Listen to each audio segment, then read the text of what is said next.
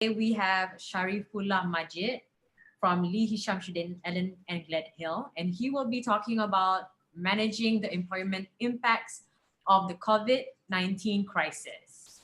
Thank you. And I leave it to Sharif to talk about on this topic. Good afternoon, everybody. I'm Sharif from the HIshammuddin, Ellen and Gledhill's Employment Practice Group. I hope everyone is well and keeping safe. It sure has been a challenging year for all of us dealing with uncertainties. Today, we'll discuss common issues faced by employers as a direct result of the coronavirus pandemic and how to navigate those challenges. We will reserve a portion of the time at the end of this presentation for any queries that you may have.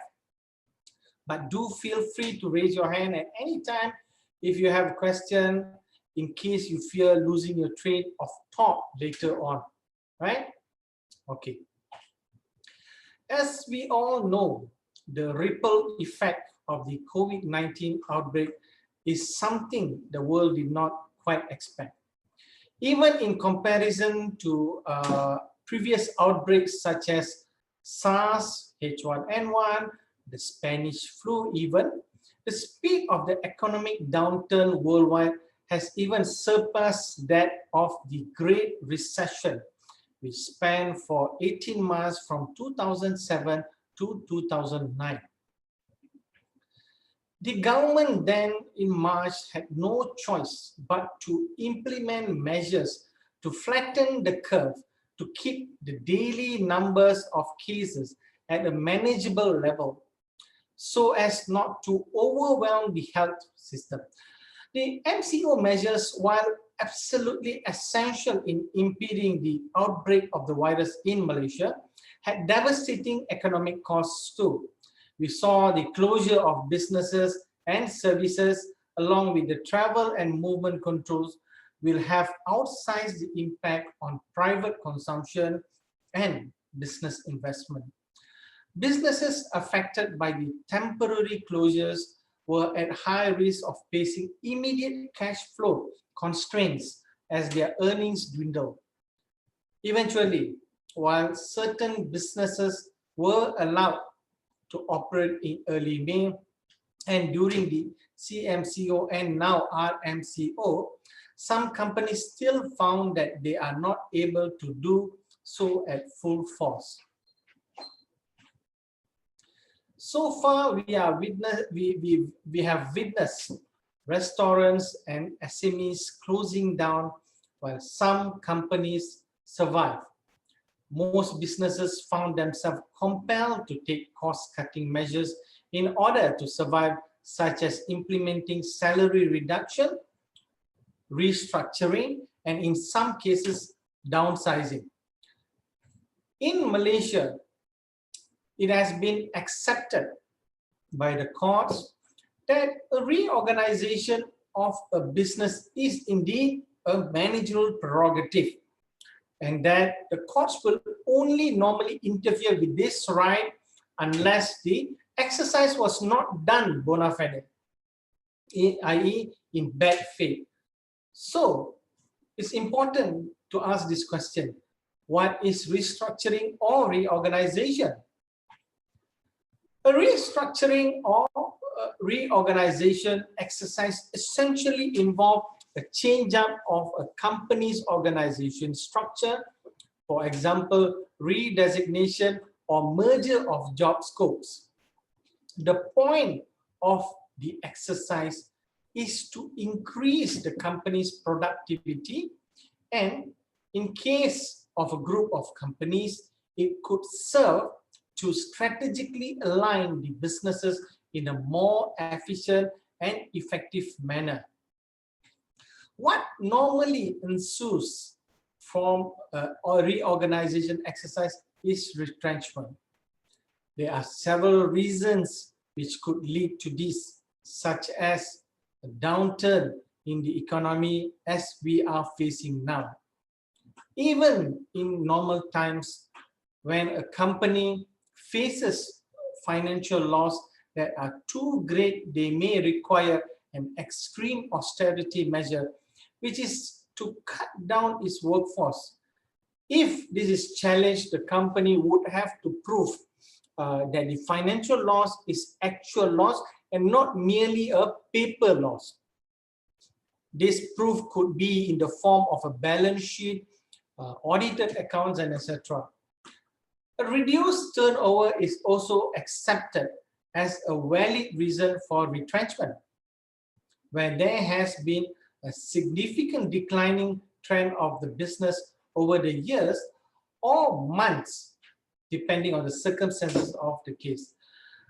Hiving off and contracting out, courts have accepted this measure to maintain the efficacy of a business is a valid ground for retrenchment for as long the contracting does not involve an essential or integral part of the employer's business. Our firm had recently a case in the case of Siva Perumal Sri Rangan against Zurich Taka for Malaysia Berhad, where this involves an outsourcing of job function from one sister company to another, right? So the learned chairman in that case held it was in fact the employers or the company group's managerial prerogative to reorganize its business in a manner it considers best, including outsourcing part of its business operations. Now, how does a company best manage a retrenchment exercise? First, employers must have a legal basis and justification for carrying out the reorganization exercise, such as the reasons we have just covered. In selecting the employees to be retrenched, the company must first ensure that the position of that said employee is indeed redundant as a result of that reorganization. In selecting the employees, companies are advised and to follow this principle, right? As many of you have known, principle of last in, first out, right? Although this is not compulsory, but this is advice. We will get to that in a while in detail. Now, other accepted standards of industrial relations practice may include that in Article 22B of the Code of Conduct of Industrial Harmony. It must be understood, although the Code of Conduct has no legal effects, courts still take the same into account as a measure to determine if the reorganization exercise was indeed conducted in good faith by the employer. So please understand, although it has, it is best that we adhere to these codes, which were incorporated to ensure workers are treated fairly in the industry. Now, we must understand what is indeed a redundancy. Okay, a redundancy occurs when there are surplus of manpower to the business requirement of the company. Okay, for example, an employer may find that one job could be carried out by one person instead of three, right? So it's basically excess of labor, right? Where a particular job or position is not required by the company and is therefore no longer needed to support its business operations.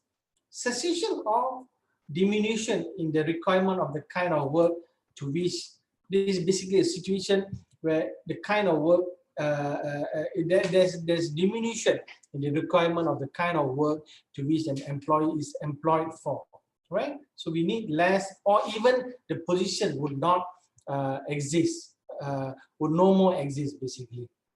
Now, therefore, as I've explained earlier, retrenchment is where there is a discharge of surplus labor or staff by an employer. Now, it must be understood that merely to show evidence of a reorganization in the organization is certainly not sufficient. The employer needs to show that the services of the retrenched employee is indeed surplus. So surplus to the operational requirement of the company.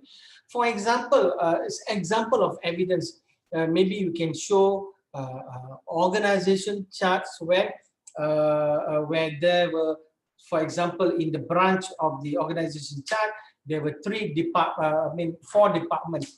Now, 1 or 2 of the departments have been merged into becoming 3 departments. So the excess workforce now need to be shaved off from the operational requirement. So these are the types of evidence examples. These are just a simple example that you would need to prove your case when a case is brought to a complaint is brought to the industrial court via Section 20 of the Industrial Relations Act.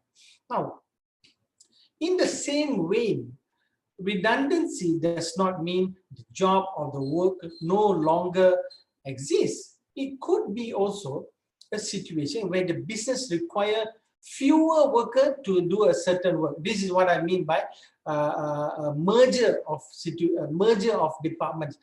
For example, there's sometimes specifically a department for administration and specifically a department for human resource. There are in many organizations which we notice these 2 departments can be merged into one to become admin and human resource. So what we do with the excess staff, we have no choice but to retrench them, right? So, but all these evidence are necessary. Now, when undertaking a retrenchment exercise, employers must really bear in mind that as I highlighted earlier, the last in, first out principle, LIFO.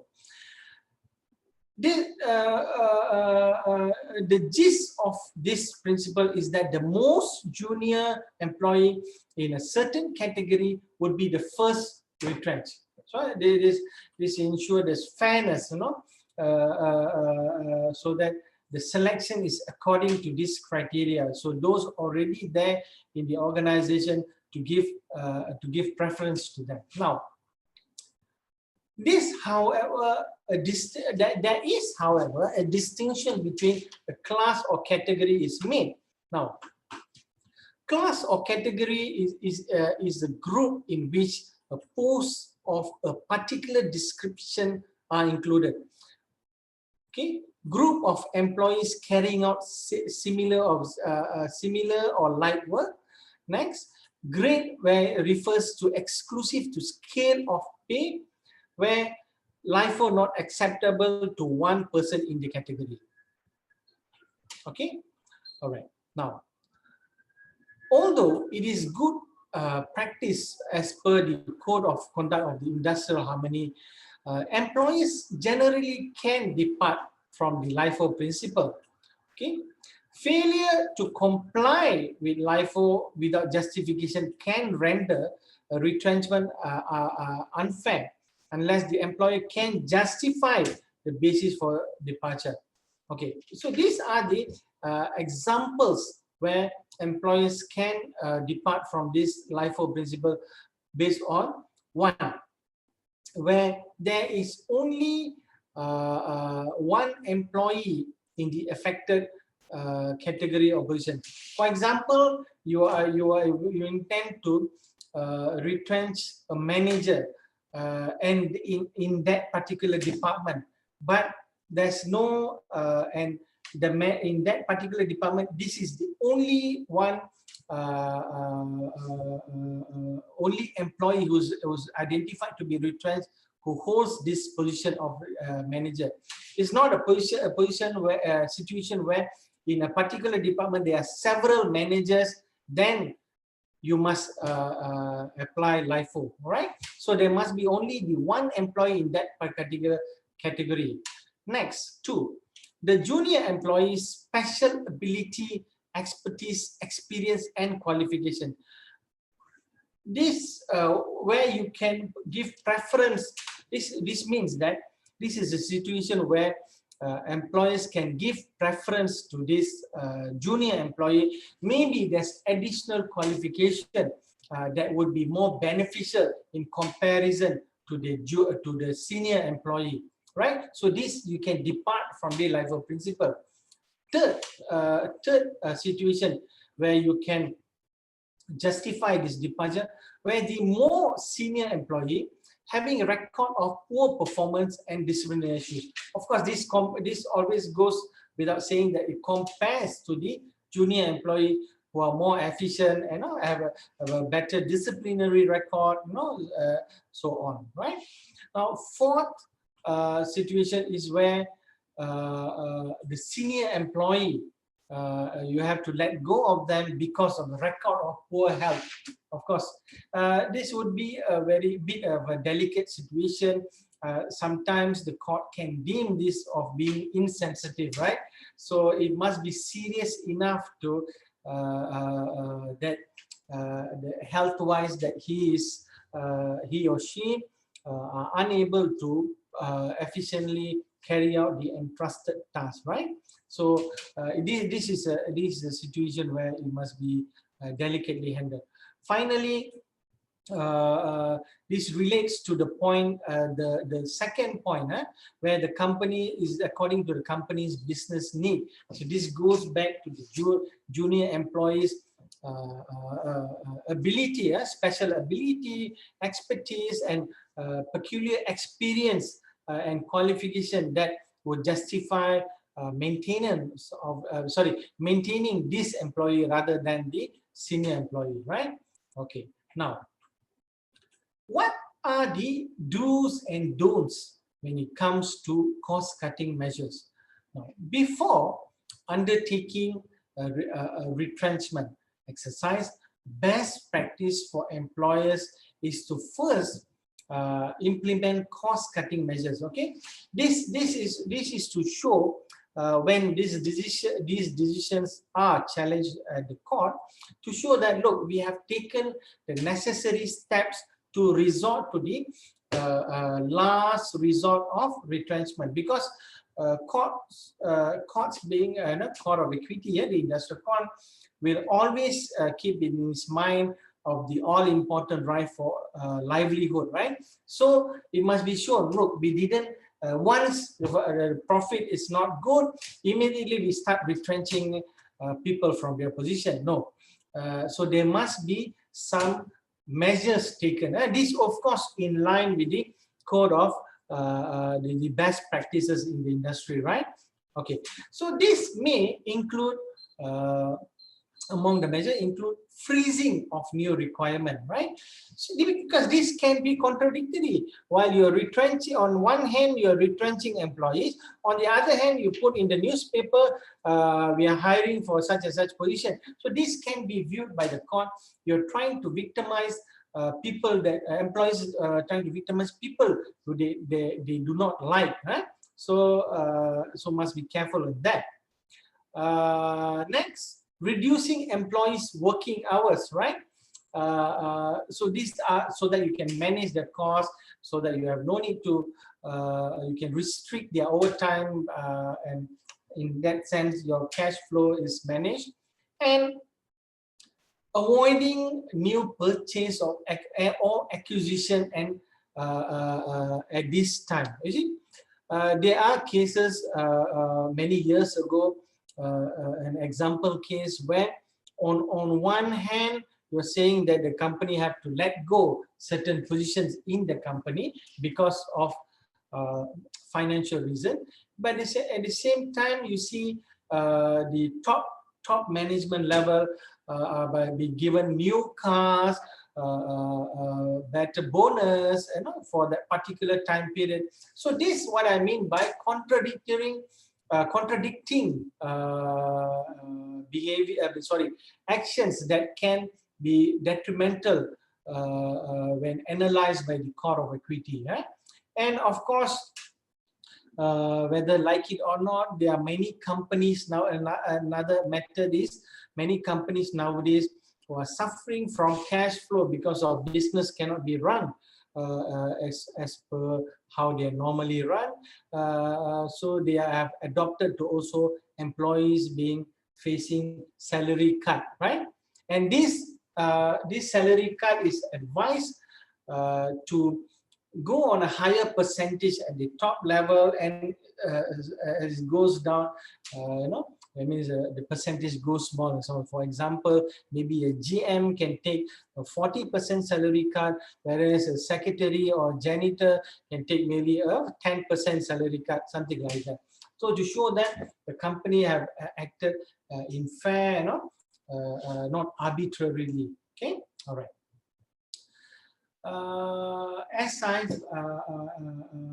As I've explained earlier, right? I will reiterate that. So what employers should avoid is taking actions which are counterintuitive to cost cutting. As I've explained, there we can see unnecessary renovation, right?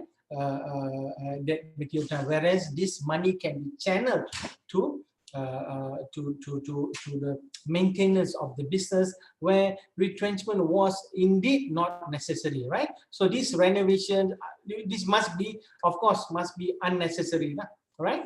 And okay, so these are kind of actions that we should avoid. Now, what is the stand on pay cuts and reduced working hours? Okay, I have explained how currently many organizations had to, without choice, resort to pay cuts and reducing working hours. The reducing working hours, especially in manufacturing plants and all that, right? Okay. Now, salary reduction is indeed one way to avoid retrenchment, right? So that you take this step first, then you have a look at it first, rather than straight away jump to retrenchment. So you see first, after salary reducing the salary, whether the cash flow has balanced in the organization. However, employers must understand, to avoid being exposed to claims of constructive dismissal, consent from the affected employees ought to be must be obtained before undertaking this salary reduction exercise. Okay, because you cannot because salary is a fundamental term of a contract, right? So you cannot unilaterally exercise this. So therefore, communication is very key in this aspect. Okay, it can be drawn. This communication can be drawn through town hall meetings, like what we are having now, online conference, emails, or any forms of communication which are practicable, right? Okay. In any event, the best practice is consent obtained must be in written form, so that it is when it's challenged otherwise, that the consent was given without voluntarily. So you have evidence, employees have evidence, look, we have done this, obtained their consent, so you should have a better case in defending your claim. Now, we have seen employers often reduce working hours to their employees for reduced salary. This is fine for as long as the employee agrees to it, right? So we encourage employers to be transparent with their workers, explain to them the necessity for the salary reduction and how the business is not the same anymore, right? This way, the employees may be more open to ride through the tough period with the company and understand that the reduction is indeed necessary for the company to survive. Because if the company does not survive, so the work naturally does not exist, right? So it's only like employees cooperate together with the company to ensure its survival, that, so that in the long run, everybody benefits, right? Okay, so back to salary reduction. Ideally, salary reduction should precede a retrenchment, as this would demonstrate the fact that the employer had taken appropriate steps to keep its employees in employment before resorting to retrenchment.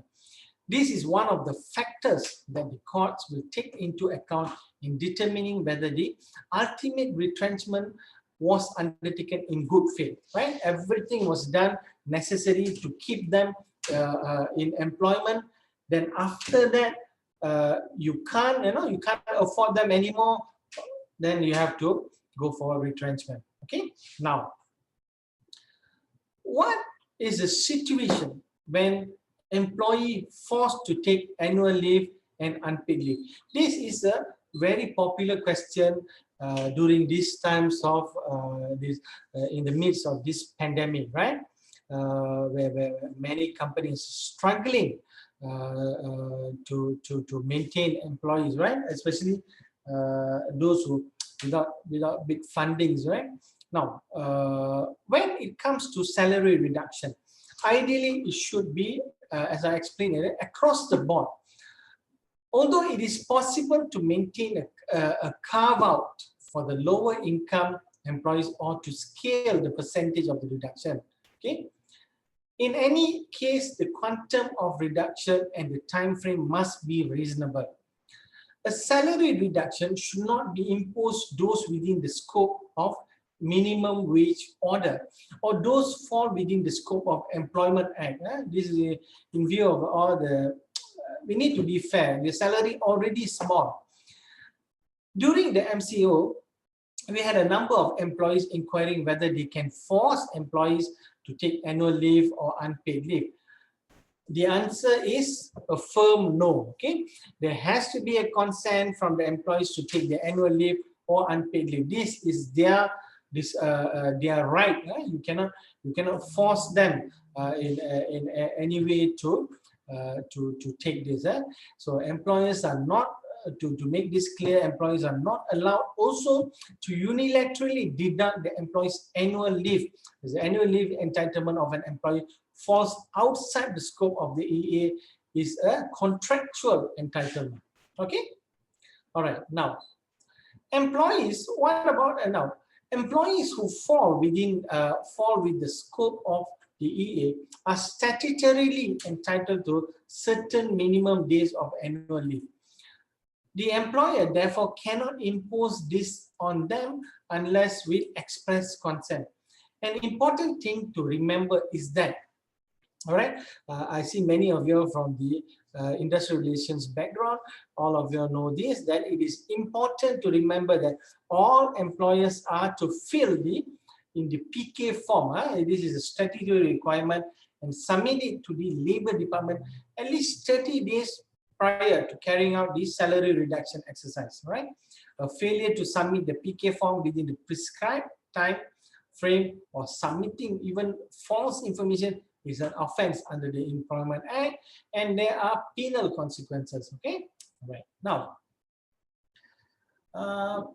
the main issues faced by employers when justifying retrenchment of employees at the industrial court is presenting concrete evidence, right, to show that the retrenchment was necessary and done in good faith. I often tell all of my clients that you must have a solid paper trail. This is because a retrenched employee at the industrial court would typically argue that in carrying out the retrenchment exercise, the employer had breached the principles of industrial relations and had acted in bad faith. Okay, for example, they may argue, employees may argue that they have been unfairly selected by the company to be retrenched, and their position were not truly redundant in the company. This is the common pleading by employees at the industrial court when they in the situation of retrenchment. They will say that no, my position still exists, and my service is still required by the company, and I'm being selected, not properly selected, right? Therefore, it's very, very, very important before any employer undertake to retrench before an employer undertake a retrenchment exercise. It is our advice to first and foremost to build a solid paper trail and documentary evidence covering, among others, the basis of the reorganization, such as financial loss, the selection criteria, process in identifying redundant employees, communication to employees, and evidence of other cost-cutting measures which they have undertaken first before resorting to retrenchment. Such evidence would not but be limited. Okay. What I'm trying to say is also, for example, I need to add, we go back to the previous slide, when you also, it's important, at least for big corporations with many subsidiaries, we try to put them in alternative positions, right? We have cases where when employers give them alternative position, it was outrightly not accepted by the employees identified to be retrenched. So this would be good evidence from to the court for the company to show that, look, we try to keep this person in employment, but still, unreasonably they have left. They would not want to accept this offer, right? Okay. Now, that's we already touched upon what kind of evidential documents that would be necessary. Now, there also must be borne in mind there are statutory requirements that employers need to be aware before undertaking any retrenchment exercise. Okay, of course, first giving them a notice of termination. Now, if these employees, for those who fall within the purview of the Employment Act, then payment of retrenchment benefit would be mandatory. Okay, so there's a prescribed formulas in the Employment Act, so it must be followed accordingly. Now, as for employees who do not fall under the Employment Act, then it would depend on whether the individual contracts of employment provide for such benefit. If the contract is silent, then of course goes without saying, there's no obligation to make such payment. Although some employees do provide some form of ex gratia payment in recognition of the employee's contribution. Okay. Now, this depends on the financial capability of the employer at the material time. Right? This is, of course, in the context where it's not, there's no obligation, contractually no obligation. Right? So, it's all, you cannot be taking loan to pay them retrenchment benefit. Right? So, if you can't, you can't, right? So, this is, of course, again, I must remind in the context of it's not obligatory, right? Okay. Now, there are alternatives can be considered, right? For example, a voluntary separation scheme, right? Which is essentially a scheme where the employer provides an attractive package recognizing the employee's years of service and the employee leaves voluntarily. Okay, now how this works is that an employer would put forth the scheme by way of a general announcement by conducting a town hall meeting to explain how the scheme works, what it entails. Okay, the scheme would basically set out eligibility, timeline, and quantum of compensation. Okay, all right. Employees who are interested and eligible can then apply to be considered, but must we understand the ultimate decision lies with the employer whether to accept or not. Now, having received the offer from the employees, the employer will have to make a decision of whom to select. Okay, the acceptance process must be undertaken with care to avoid any allegation of undue pressure, force being imposed by the employer, right? So it's best to have a witness, have documentary evidence like email communication, which does not indicate any element of being coerced to, for the employee to be accept, right? Whether they want to accept or not, it must be left to them. Now, if it must be understand, an employer knows who is required for its operation, right? So in this context, if an employer wishes to retain the services of an interested employee, the former should issue a letter of rejection to emphasize that the employee still requires the employee's services and looks forward to his or her continued contribution to the organization, right? Now, in discussing this alternative to retrenchment, what makes VSS attractive as an alternative is because it is more flexible and an employee will leave employment with a clean employment record, adequate benefits, and on attractive terms, right?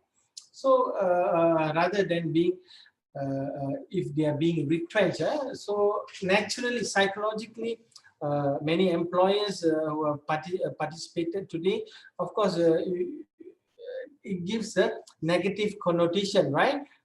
There must be a reason why such and such employee was selected even to be retrenched. So they must be it's not good enough for the organization. So that this kind of thoughts would come to mind, right? Okay. Now, still talking about VSS, the terms generally of engagement generally, okay, generally parties are free to negotiate and set the terms of VSS, but the key terms are essentially as follows. One, date of cessation of employment. This must put clearly, right? Two, waiver of notice period, okay, because we want to let go of them as soon as possible. The quantum that the employee will be entitled, the formula of the compensation. So this must be clearly enumerated in the letter so that there's no dispute in terms of the payment. And some of the employees employers would want to release these employees from loan obligations, right? If there are any, and of course, naturally, return of company properties such as cars, laptops, or so on, right? Okay. When parties enter into the VSS, or sometimes there can be situation of mutual separation scheme, which is the MSS, it is considered a separate and independent contract to mutually terminate the contract of employment. So this is clearly in this case of Zainul Ahmad, right, against Padi Beras, right? This is clearly set out in this case. Okay, all right. Now, I have raised earlier issues of prospective constructive dismissal claim. Now, where does this potential constructive dismissal case comes into this picture? Okay, now, must be understood. Constructive dismissal occurs when an employer repudiates the term of contract of employment. With any changes to the terms of employment, employees may be faced with some resistance from employees. Okay, this is natural, right? In this current climate, right, which we are all in now, we have witnessed companies, even large corporations, having to undertake salary cuts. Right? Some have undergone restructuring where employee job scope also may have changed. Okay, as explained much earlier, any changes to the fundamental term of employment contract must require the consent of the employees, including any changes of the salary structure. This is plainly clear. No, cannot unilaterally exercise it. It must be consented. So therefore, it is very important for employers to know and understand what actions would constitute a breach of an employment contract on their part. Okay, all right. Okay, with a constructive dismissal case, the Court of Appeal, this is in this case, the Court of Appeal held in this case that burden of proof lies on the employee to prove that he has been dismissed without just cause or excuse. Because they walked out, they must prove why there is a breach. So they must prove. Okay. It is established that whether or not there has been constructive dismissal is to be determined by the contract test. This means the employer's conduct amount to a breach of contract which entitle the employee to resign. Okay, it is an employer's duty under the law to ensure that, okay, to as far as practicable, the health, safety and welfare of its employee at the office. Right? This is fundamental under of any employer's responsibility under the OSHA. Okay, this duty is especially highlighted now in the response of this pandemic. Okay, now employers are expected to devise policies and SOPs to deal with the COVID-19 outbreak, such as keeping daily attendance record with employees' temperatures, ensuring social distance between work cubicles, desks, flexible working hours, allowing employees to work from home and having staggered lunch breaks. Why am I bringing this? Is there can be situations where employees can also walk out on constructive dismissal on the ground that my employer does not want to provide me a safe working environment. So this can be an implied term of the contract. Okay, so that is why my discussion after the what would constitute constructive dismissal, this issue is brought up, right? We will explore some of these issue that may arise of this implied duty in a while. Okay, all right. Now, as everybody are aware, with several companies implementing the WFH policy during these times to minimize the risk of infection, there are indeed certain challenges, okay, that come with it too. Okay, distributed work has also brought a surge of stress and reduced productivity as the lines between work and life blur and connection become 24/7. Right?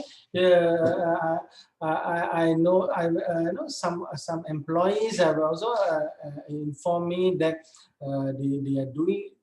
they assume that working from home would be more relaxing, but they are actually working out of 24 hours, because sometimes out of the blue at night they are also receiving tasks to be managed.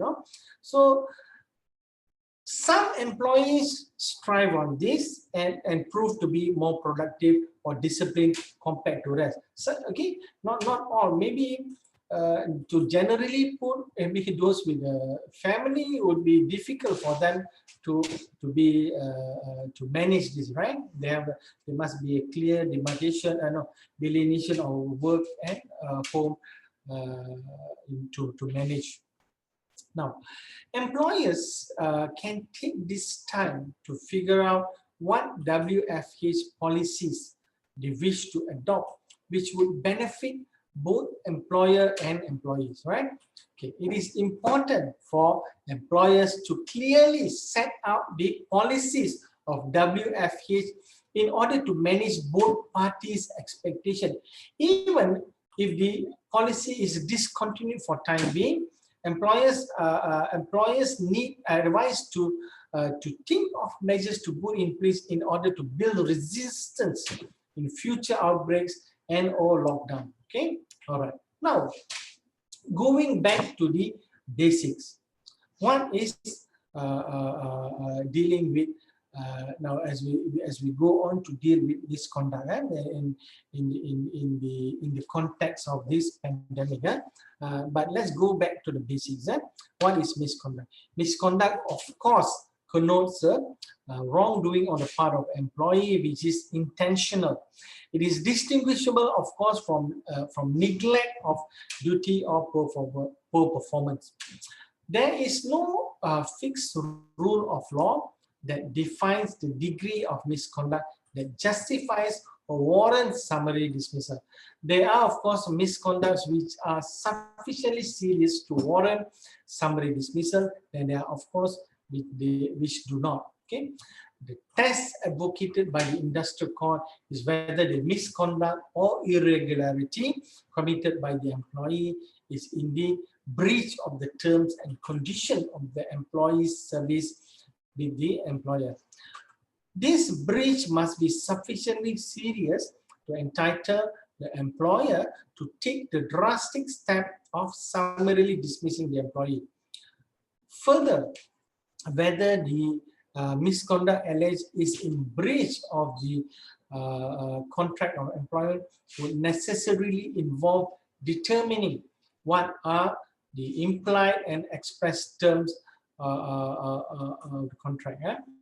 In the classic oft-quoted case of Telecom Malaysia against Krishnan Kuti Changguni Nair, the Court of Appeal held the burden of proving the misconduct justifying dismissal lies on the employer, who has to establish such conduct on the balance of probabilities.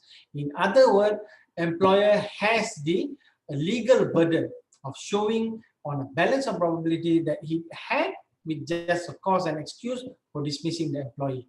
Okay, now as we discuss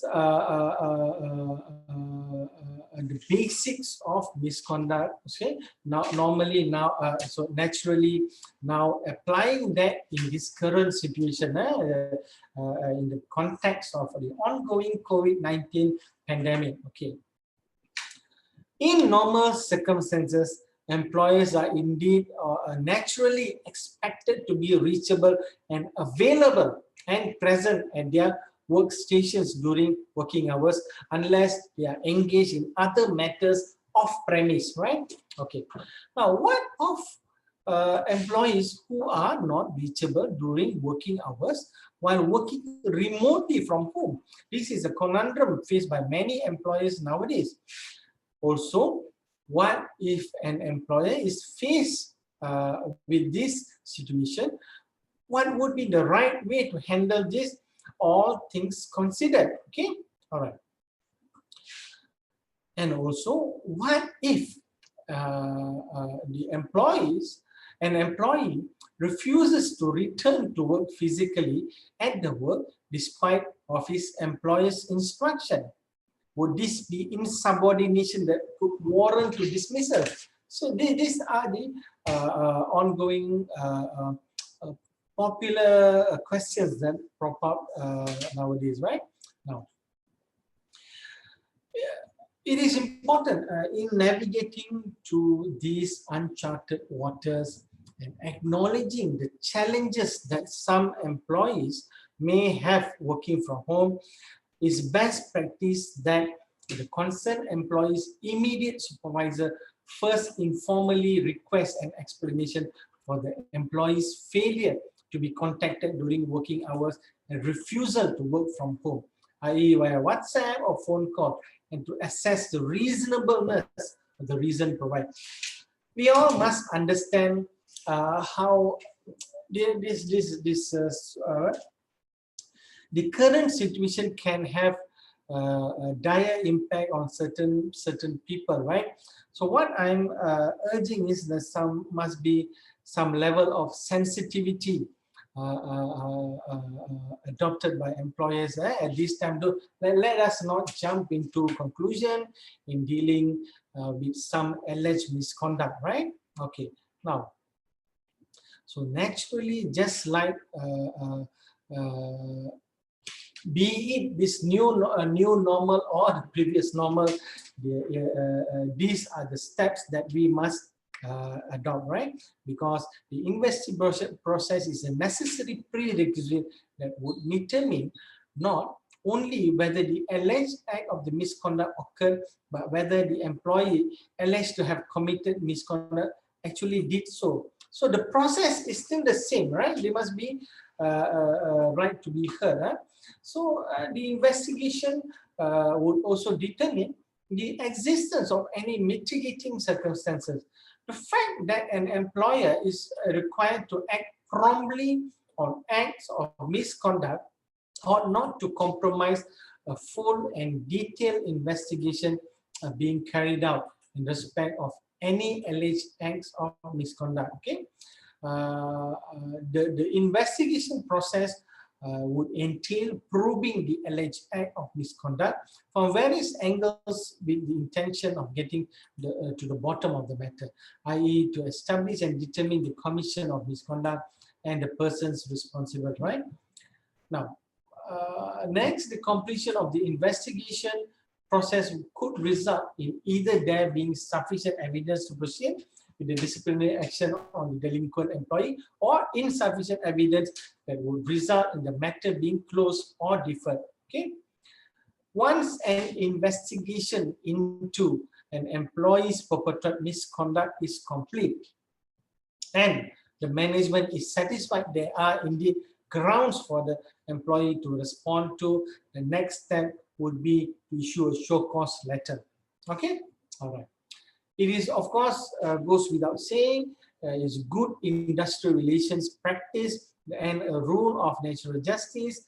Okay, that employee be given the opportunity to provide an explanation in response of the allegation of misconduct. An employer must study in detail.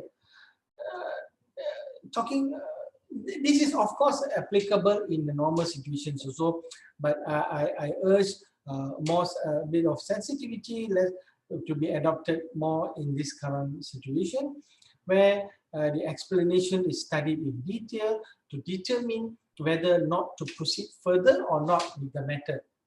In the event the employee provides a satisfactory explanation, the matter rests there.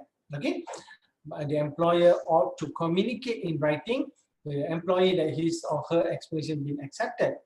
Okay, a show cause letter should be detailed as possible, particularly in respect of the description of the alleged offense or misconduct, as well as the time and day of the offense. Okay, so while the work from home arrangements may be more productive for some due to less stress from commuting to work and saving in cost, some employees have issues, as I've highlighted earlier, with time management. Okay, this is because the blurring line between working and non-working hours can be confusing and frustrating for both employees and employers, particularly during these times. Employers need to think of whether the punishment imposed on an employee is proportionate to the misconduct. Okay, this is because in the industry court there will be two levels of analysis by the industrial court. Okay, one is whether the act complained of was conducted or not. Okay, if yes, then it goes into the next level, whether the act committed is very serious enough to warrant this the serious punishment, the most serious punishment of dismissal. So in the scenarios we have given earlier, let's take scenario 1. Okay, question must be asked: why was the employee unreachable at the moment of time? Right? Was he or she busy attending to their children or running an urgent errand? Okay, and also naturally must be asked, employees must ask, did the company establish ground rules on working from home in the first place? Okay, now go and also addressing scenario 2 is the employees fear that the working environment is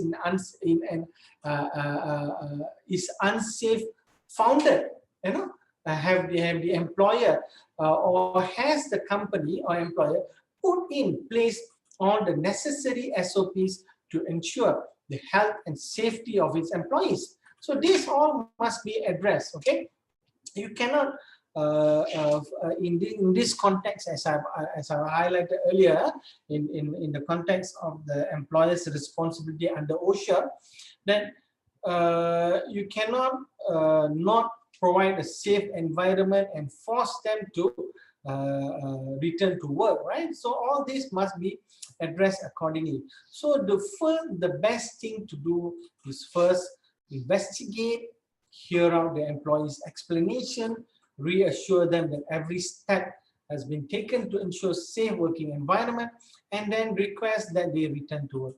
Now, if this all has been done, and if they still refuse, employees have given them assurance, look, all the necessary policies has been put in place, still you refuse to come, then a warning letter should be issued first.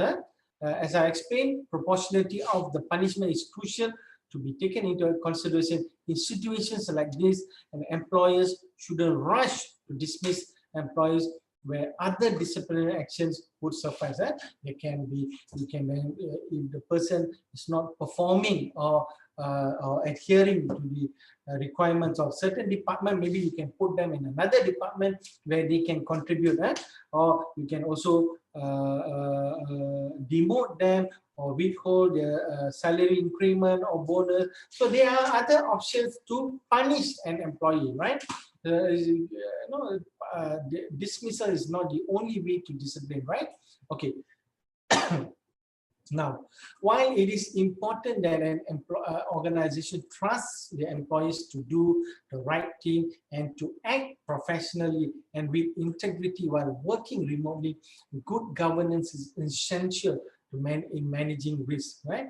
This means identifying the potential for an incident to occur and taking steps to reduce the likelihood or severity of its occurrence, right? So this is the time for employers to refine their policies and ideas and have an open communication with employees on changes that will be made to the organization. Okay, that's my my presentation on how employers can manage the impact of COVID-19 pandemic, right? Okay, I will be glad to answer your questions. How do we address this?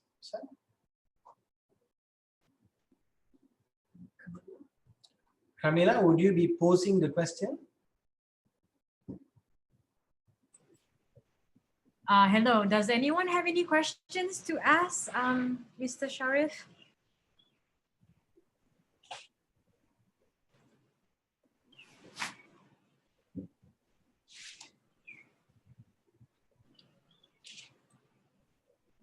Okay, if no one has any questions or would like to get in contact with Mr. Sharif, you can contact us. Also, the slides you'll be emailing me so we can distribute to everyone else. Sure. Right. Last minute, anyone has any questions? This is a really good topic. They're very quiet. Hi. Oh, hi. Oh, hi, I'm Amelia. Okay, I have a question. If let's say this company is doing a retrenchment based on the ground of redundancy, the management cannot actually, it means the duty and responsibility is no longer exists, right? So it means the company also cannot pass on the job duties to another workers and then to terminate another employee, right? Okay, good question, Amelia. There can be situation, not necessarily the job function no more exists. There can be situation, this job function can be absorbed by another employee. For example, there are five officers there. Then 5 officers there. Then that job function can be absorbed into one of the 4. Then the one you can let go. So that can be that situation. Ultimately, is all about viability of the employer's business, right? So if they think they can run their business with 4 employees rather than 5, this is just an example. So there's no issue with that. But all that must be, must have documentary evidence and everything. Okay, thank you. Most welcome. Anybody has questions? questions? I can assist. I hope my presentation is clear enough. I'm sorry if I stumble here and there because it's different doing a live conference. Hopefully for the next conference, we will have a live version and everyone will get to see you in person. Yes. All right. Does anyone have any last questions? Okay. All right. Thank you so much, Mr. Sharif. Most welcome. Thank you, everybody, for participating. Oh, sorry. I think there's a question here. How about the relevance of the Code of Conduct of Industrial Harmony? Okay. In terms of relevance, it is best practice that you adhere to, because the Code of Conduct, the purpose is so that employees and employers can be, as the title suggests, to be harmonious in the industry, right? So we need employees to work hand in hand with the employers so that we achieve the objective. So there are several steps listed there, but in terms of legal, whether it's legally binding or not, the answer is quite clear. It's not legally binding. But the next question naturally, that means would the court adopt the principles in the Code of Conduct? They may or may not, but it's not binding. For example, LIFO, because you would have situation that you can depart from the principles of LIFO, right? So to depart, so the court would analyze why did you depart and all that. So it's not binding. Okay, I see some written questions here. Hold on. Sonia, let's do Sonia Many. Okay. How do we select employees based on poor health? Does this include those who has taken excessive medical leave, or do we need a full medical check report stating that the employee is not fit for work? I think it's best to have conclusive evidence so that if indeed you're selecting them, rather you're selecting them on health basis. So you have is a good. You rightly have identified. You need that medical report and doctor certification. Sometimes, for example, those I did many years ago for a company that a lorry driver who was injured because of the accident, and after physiotherapy, the doctor still noticed, this person are unable to carry out the very function they are hired for. So all this will become evidence after treatment and all that. Even after given light duty, this person cannot carry out the function. So then it's in the context of medically boarding out. But of course, that evidentiary documents that is applicable here as well. For you to say that, okay, I have to let go of this employee because I have we have to run the business. Unfortunately, we have to let him go. Right. So I also see, okay, another question is, what's the obligation of the company on termination benefits not covered? Okay. As I highlighted earlier, okay, so I think so everybody is clear. Those who are under the Employment Act, of course, there's this retrenchment benefit is quite clear. But those who are not under the Employment Act, their terms are set out in their employment contract. Okay, the employment terms also extends to their company's policies, code of conduct, ethics, policy, everything, right?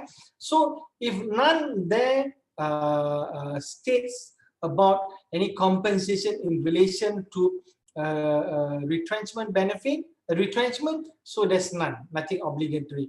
But what I have observed, many companies out of compassion, does extend this retrenchment benefit for these employees who are not covered by the Employment Act. What else? I see. Right. Any other question? Any last questions?